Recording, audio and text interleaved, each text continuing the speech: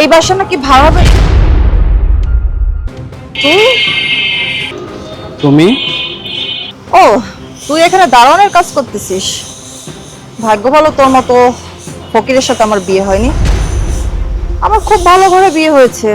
আমার হাজবেন্ড খুব ভালো চাকরি করে।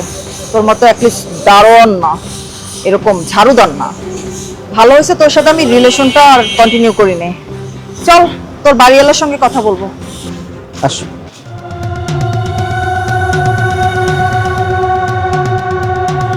ওই, তোর মালিক কোথায়? তোর মালিকের সঙ্গে কথা বলি ভাড়ার ব্যাপারে। আচ্ছা, ওই যে যে ফ্ল্যাটটা দেখাইলাম এটা কি পছন্দ হয়েছে? হ্যাঁ, অসম্ভব সুন্দর একটা ফ্ল্যাট।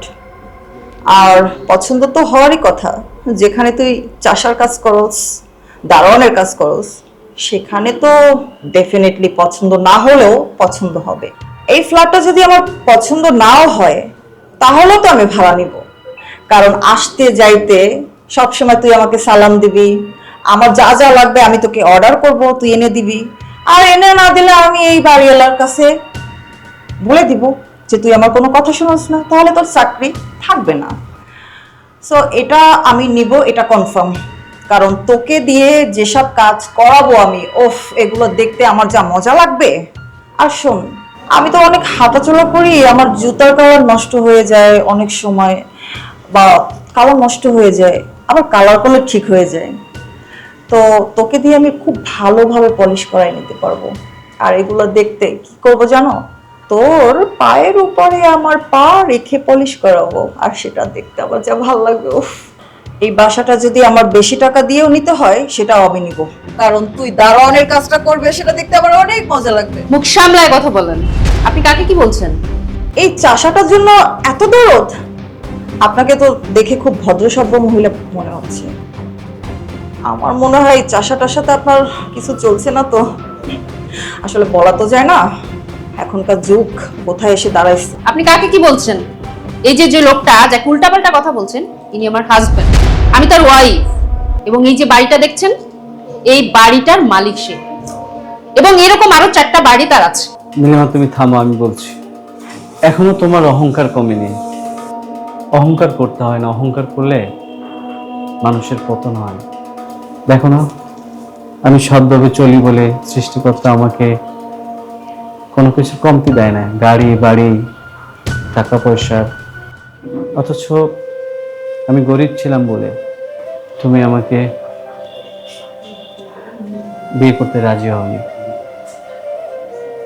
আসলে সবকিছু আল্লাহর ইচ্ছে।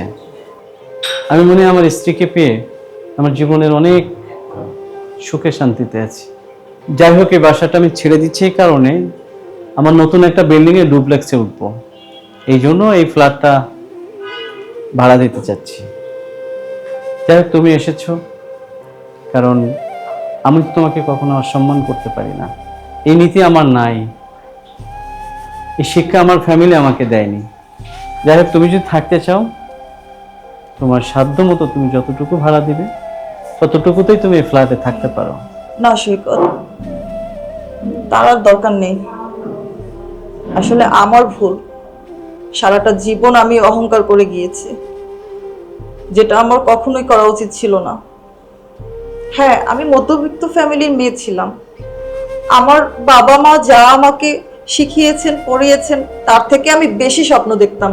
আমি তোমার সাথেও খারাপ করেছি, এটা আমার একদমই ঠিক হয়নি।